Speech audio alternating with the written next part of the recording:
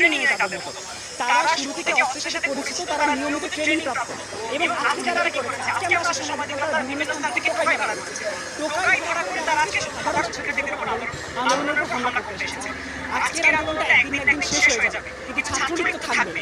এর পরবর্তীতে কোনো আন্দোলনে কোনো পরিপ্রেক্ষিতে যদি তারা বলে তারা সাধারণ ছাত্রদের জন্য কাজ করে, তাদের ইতিহাস ছাত্রদের ইতিহাস, তাহলে তাদের দ্বিতীয়বার করে ভাবা উচিত এটা ছাত্রদের উপর বাধা করে এসেছে। আমি আঘাত হয়েছিলাম, কিন্তু 24-এ আন্দোলনটা করতে হবে, আমার পাঁচটা ভাইকে শহীদ হতে হবে, তারপর আমি ঘরে ফিরে যাব, এটা হতে পারে না।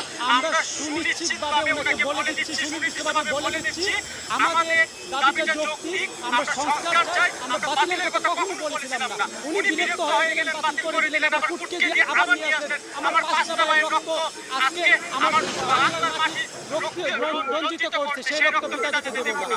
আমরা অবশ্যই প্রয়োজনে শহীদ হব, কিন্তু